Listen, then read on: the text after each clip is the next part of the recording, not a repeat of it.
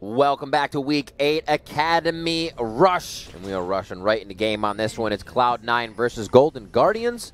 Both teams coming off a win, hot off that win.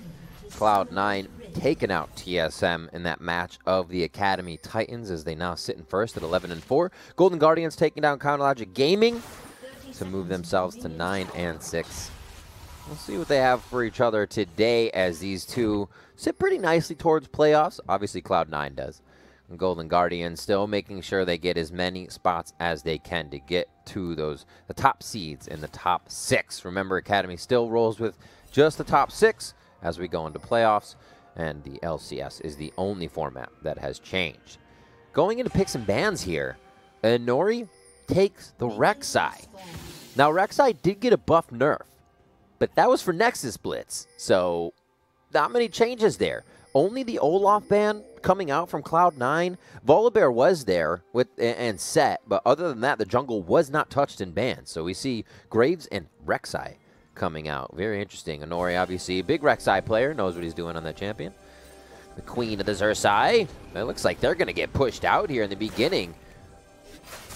Good early damage from Keith and Hard here. Good crowd control from Chime if they don't get hit by a Cosmic Binding here. Diamond trying to get the auto attacks in with what meeps he has. Sweeps going down towards the red buff in a lot. I love this early action. 3v3. Mid's not moving. Can't get the Shen stand united at level 1, so they're still going to keep fighting for this. And it looks like Nori's going to say, give up. We need you to get to lane, maybe? But Diamond says it could be able to steal it. And he says, no, don't worry about it. Get to lane. A lot of potions used there. Biscuit should be coming up, so not too much to worry. And 2 CS to 1. I think the wards were getting taken quite a bit there as Palafox finds Hard immediately. A level 2 red buff towards mid. And mid laners have already hit 2, so he's able to skirt his way out of that danger. So Golden Guardians immediately wanting to set something in motion. Figure out how they can get under the skin of Cloud9. Oh my word. Zion Spartan getting a very nice Spirit's Refuge there as he gets through and does some good damage, but cannot slalom through the minions that well and takes a few whacks over the head. 2 bonks there and a few more from the queue of Fudge to make sure he goes to about equal health. Minion Dematerializer there for Zion Spartan, so he'll be able to start getting a bit of a push on his lane to compete in what Fudge will be pushing back at him. And now Nori's trying to get a little counter jungling. Diamond kind of pulling up here and the wave being pushed. Chime definitely wants to see what he can do to get a hand on this one. Smite goes out. They're going to try to keep Nori there. Now as 3 come in. Palafox with a gold card onto Hard, but he can dash over the wall. Doesn't look like he's going to just yet. Yeah, he goes over. It's going to be a double buff for him, but he may lose that double buff. That's going to be a quick reset, and then Nori says, bye-bye, First Blood. Thank you very much.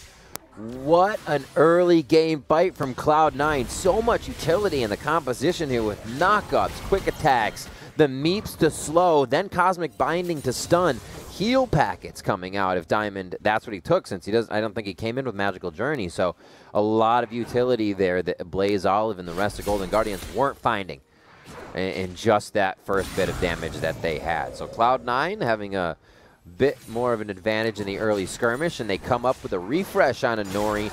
No buffs for Hard, which is a big deal for the Graves. He can still clear good, but he would love to be using that red, get some ganks on, and really harass everything that he can. We'll see how they kind of fix that on the side of Golden Guardians. Looks like our first back here from Palafox will come in. He did get a bit of a hand in that fight with an assist, so he shouldn't be too core item too fast here as Chime takes quite a bit as he roars triumphantly to get a quick heal out to him and Keith. You know, I think it's kind of just patiently playing now. A lot was committed by Golden Guardians for what happened up there in the blue area, and you're waiting for Shockwave. You're waiting for Enchanted Crystal Arrow. So to take that fight early, you already aren't going to really be able to match the damage of what you're facing on the other side as it comes in. Good taunt. Again, pulls the Q through for a bit of extra damage on his opponent. The counter here, and nicely played by Nori to get a bit of a read in. Red buff by Hard as he goes right back around. And he's just going to help get the clear in. Backing on a ward. So they have a good bit of information towards the top side. Prey Seeker hits. Ooh, that feels bad. He had a lot of time for that lane to be pushed. No, Zion Spartan. He's not going to lose really too much because of it, but would have had a very nice back if he did not get stopped. So really heady play by Inori to make that happen. Now Zion Spartan has to teleport back. Feels good for Cloud9. Chime getting a bit of a rotation in here as he sees if he can bait out the pause back by Palafox. But Stone Cold Twisted Fate. First pick, by the way, instant. I don't even, I forgot to mention that. I don't even think the champion pick timer ticked or even showed up. Twisted Fate was picked so fast when Cloud9 got the first chance to lock in priority pick. Boom. That was the pick. But yeah, Stone Cold there backs right in the face of Chime, and he calls his bluff on engaging. Zion Spartan now with the Bramble Blast, able to get in the face of Fudge and make sure that he does not have a good time trying to fight this while he's eating biscuits. Pings towards bot. They're thinking bot lane is again left, right? They set a precedence last time that when bot lane was pushed and Diamond left, Diamond's going to be in the jungle. So you see wards go down instantly from Golden Guardians. Pings go down in danger. Maybe Inori's here as well. And the push lane this time just means that they can get the Drake for free. Diamond can literally go on a meep hunt here and just get everything he wants. And that's Inori being able to pick up the Drake with a bit of help. Tomo, no, didn't even hit it actually. You always do that as a marksman, right? You go to attack something, and right before it dies, you're like, yeah, the lane's pushed, I can come to help. And you fight your Caitlyn, you fire the Peacemaker, and it's just short. And you're like, yeah. It was a thought that counts. That's what it is. Hard, still cruising, trying to catch up on a bit of CS, but he'll still be able to provide damage. It's a very press R heavy comp here from Golden Guardians, and we haven't been able to see that just yet. It's been the quick skirmish fights of a roaming Diamond and Nori kind of popping up over the wall through a tunnel and being in the face of Golden Guardians when the lanes have been pushed. It's good timing, too, by Cloud9 to be able to do that, especially pushing. You're not going to get too much aggression out of Chime.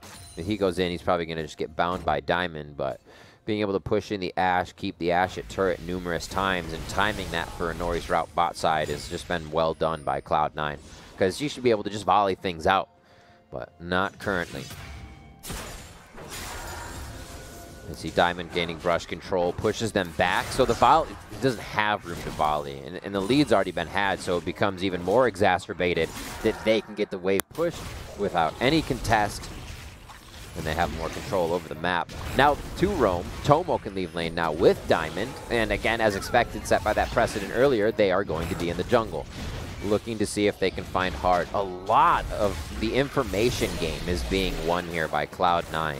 As much as they can find Hard, they're finding him in his routes. As much as they can be avoiding Hard for the objectives, is what I want to say, to get Rift Herald when he's bot. Is working for them. So both sides of the coin here for C9 going well.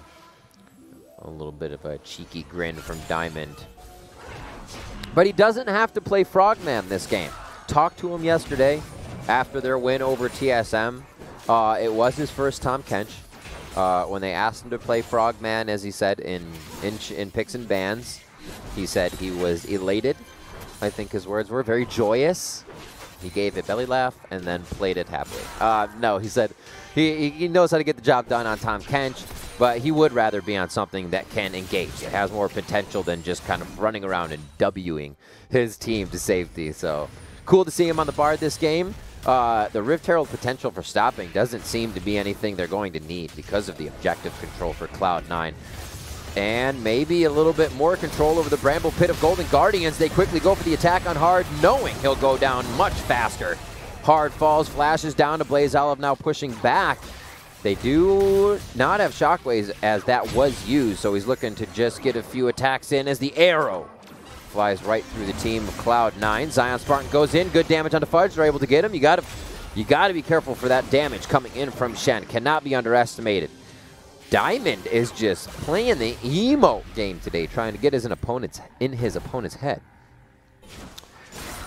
I gotta say, Zion on the Camille yesterday, Zion coming up today on the Shen in these instances to push Fudge out of lane and to kind of just be positioned in the fights to make sure he makes plays that he can also exit on.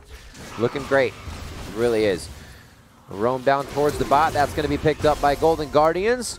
Tempered Fate on 2. Do they fight? They want this?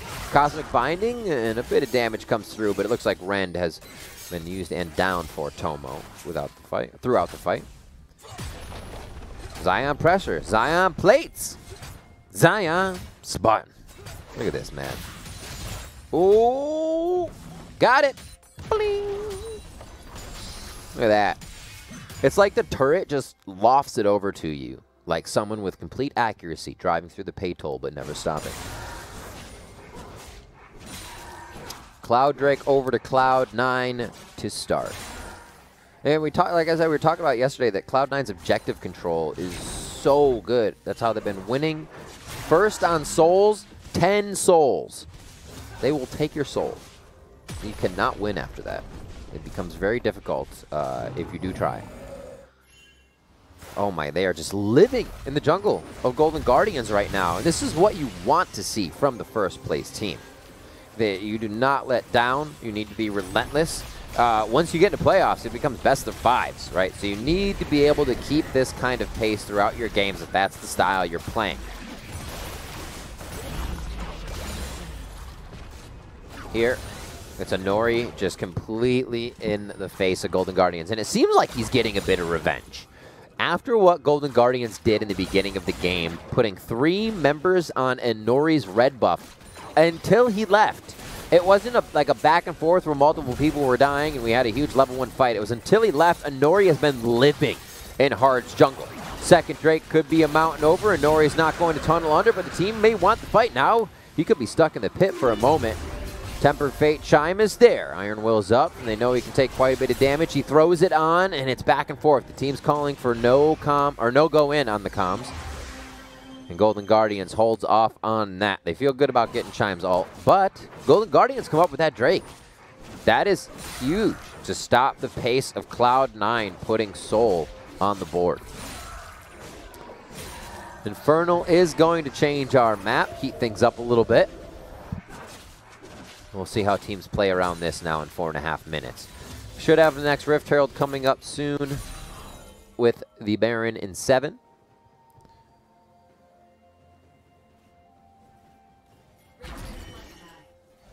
See what their focus is. Bot Tomo looking to 1v1. It's like patience. Silence until he goes for the kill.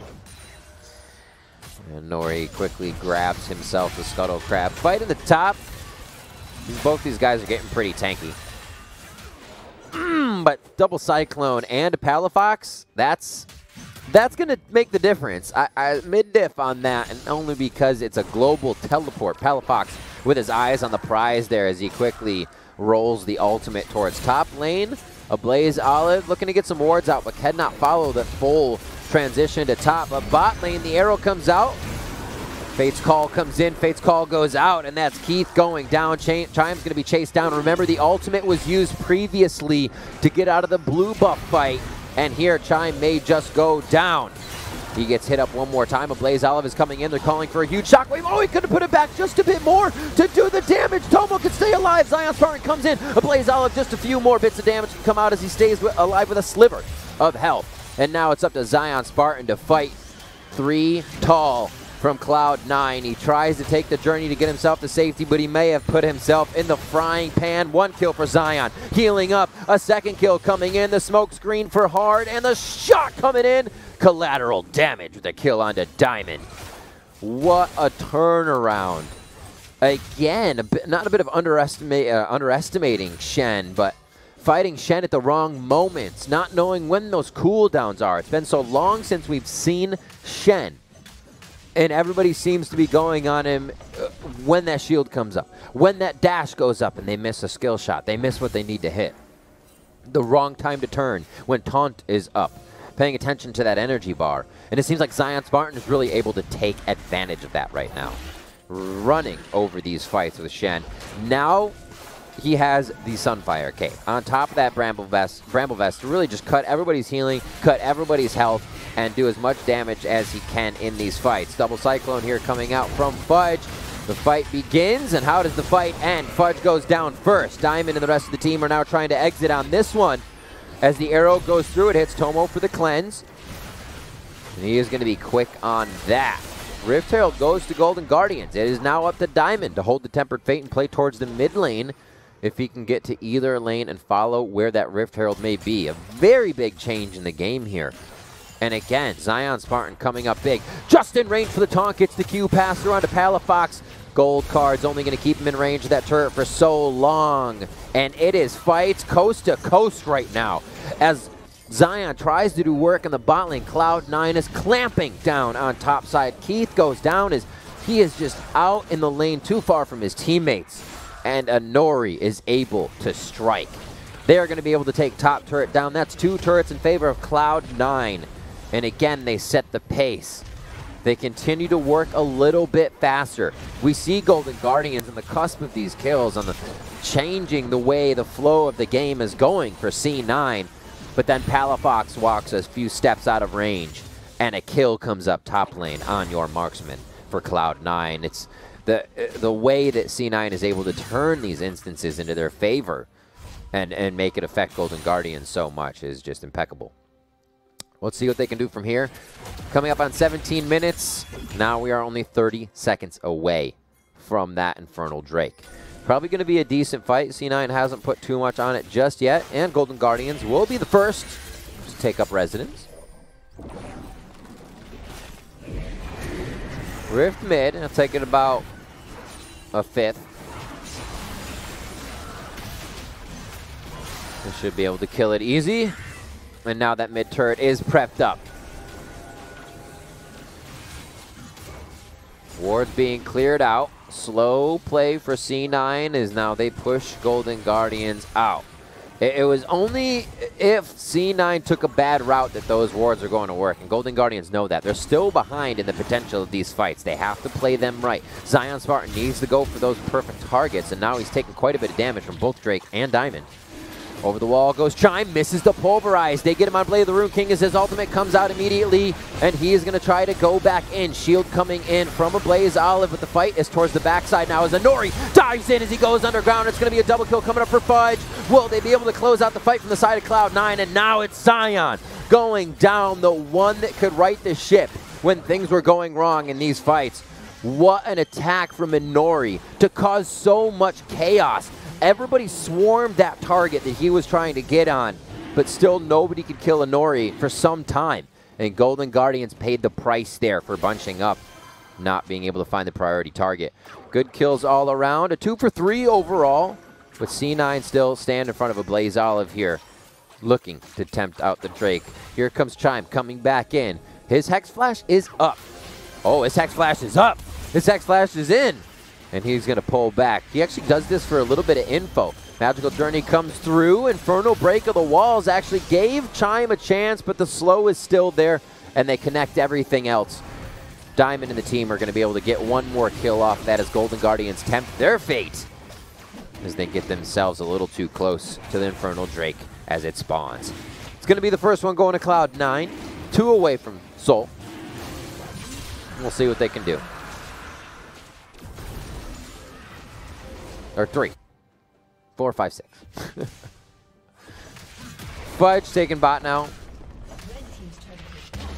300 gold bounty. That is a strong Wukong. After all the work that Zion did, it goes to show that playing against your opponent in lane is obviously something that needs to happen for a period of time. But knowing what your role is throughout the game, it plays a very big part, maybe even a bigger part, as it's Fudge now affecting the fights much greater than Zion. When the fights were scattered and they were a bit more of a skirmish, Zion controls that. He can dash around just enough time to refresh energy on hits for taunt, just enough time for shields to come back up, get a Q pass through, and do damage as he kind of goes back and forth as we saw in bot lane. Now, as it's just these fast-acting fights, the utility comes back into play for Cloud9 that we saw in that bot lane early fight for blue buff when C9 said, you know what, you invaded our red, let's continue to invade Golden Guardian's base. Here, C9 gains control of the map once again, vision-wise and champion-wise. They're pushed up all the way as we see to second-tier turret, making it very dangerous for even a Blaze Olive to be here.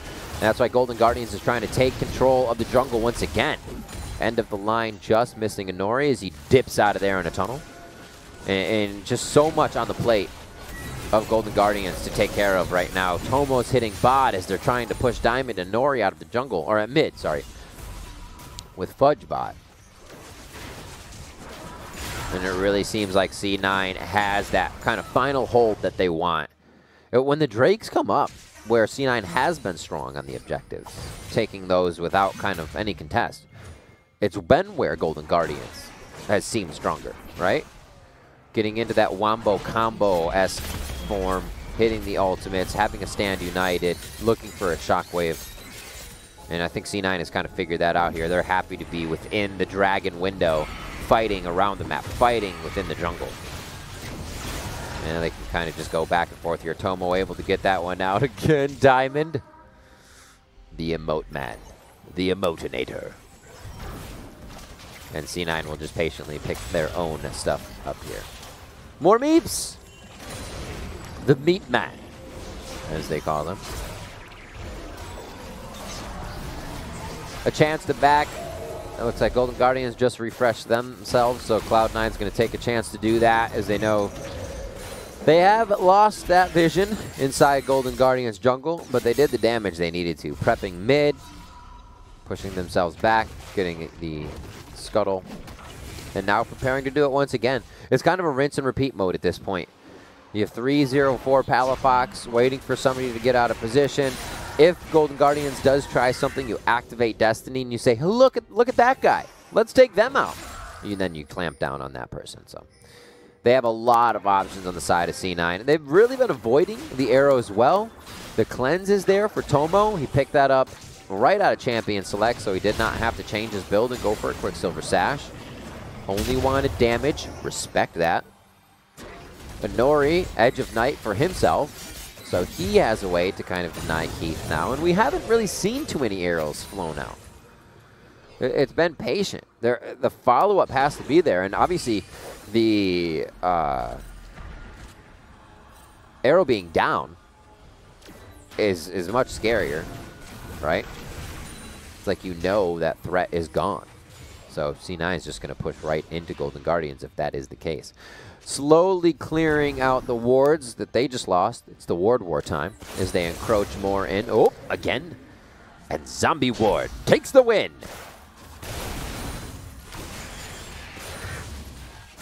Nice. Getting his tendies. Let's see how this fight goes for a bit. Nice damage on the Fudge. Because remember, this is a tank Zion. Right? And now he's starting to get Tiamat. Building up towards that Stairs Gauge Rage when he can freak out after his Yarm's Fist.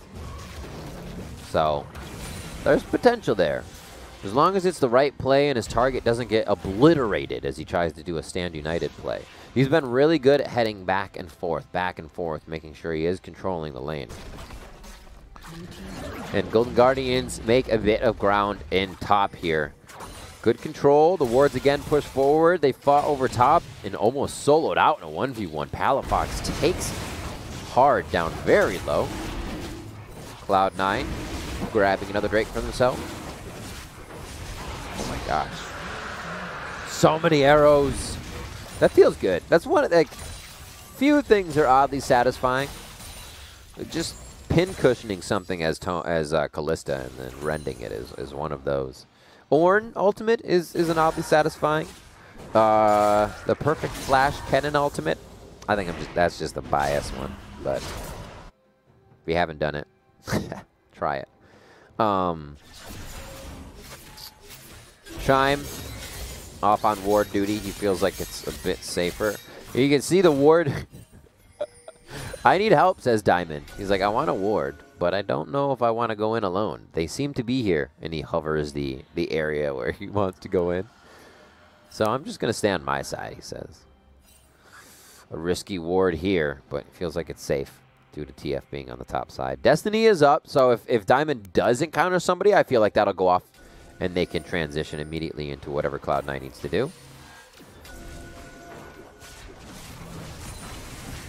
2 pink wards available. 1 Scryers, 1 regular here for Zion Spartan. Oh, Chime goes in. Fate's Call goes out. Chime's will comes in, and the shield is there from the Stand United. Will he be able to stay alive as Fudge is trying to get into the fight to do some damage? 1 Cyclone comes up. Chime goes down. And now Palafox is the target. Golden Guardians can't choose who they want to hit. There's just so many bodies running at them. Look how healthy Cloud9 is. Like, they were trying to turn and trying to do damage, but it was like a fresh health bar every time, a new shield every time. That looked impossible for Golden Guardians as Cloud9 just ran on through that Raptor area of Golden Guardians map. Baron is now in the eyes of Cloud9, and it looks like they will be able to grab it quite easily. An uncontested objective here. Hawkshot will just let them know. Golden Guardians sees it go down. What a play. Quick activation, and it was kind of just a walk-in. They were doing Raptors. And then Chime said, we're in on this. Flash pulled. And maybe there was still enough vision behind, you know, as it's as semi being replaced and placed. But to go in that hard of definitely not knowing what's in river, what kind of happened in mid, or who could come from mid, it seemed like Golden Guardians were getting antsy for a fight in that situation and pulled the trigger without knowing where all of Cloud9 were. Maybe they felt like they knew where enough of Cloud9 were. You know, everybody going in on that play. It seemed like they wanted it. Just Cloud9 was able to react so well. A quick back from a Blaze Olive. Ooh, the Rabba Noodles cheeseburger coming in for him. You always love to see a death cap coming out, and it's going to be there soon for a Blaze Olive. He's got cleanse for himself with the phase rush, so he can also get the safety if a gold card hits, get a nice shockwave in. All of it sounds so much easier than it is. There's so much movement on the side of C9. They're so slippery. Oh, Zion's starting to lose this fight now. Death's Dance and the Triforce just able to batter through this defense that Zion's tried to put through. He has the Titanic Hydra, and that is going to be more turrets going down. A fight comes in. Keith falls immediately. The flash out from Palafox. I'm sorry, Blaze Olive, I should say. And now the rest of Cloud9 moves in. Fudge is going to be able to take this bot side turret, and Cloud9, they want to keep moving themselves up. The games coming up for them show Dignitas and CLG. Games they should be able to take, games they should be able to sit firmly in first place with. And we'll see if they can do that with the weeks coming here. Golden Guardians putting up one hell of a last fight. Is hard, takes just about half his health bar from the attack from Fudge. Chimes in to try and save the base, but it's just being wrecked too much by Cloud9 as they are riding high in this game. And it looks like they are going to be able to take down the second Nexus turret. The Nexus in their eyes, and Cloud9 takes down Golden Guardians to go 12-14.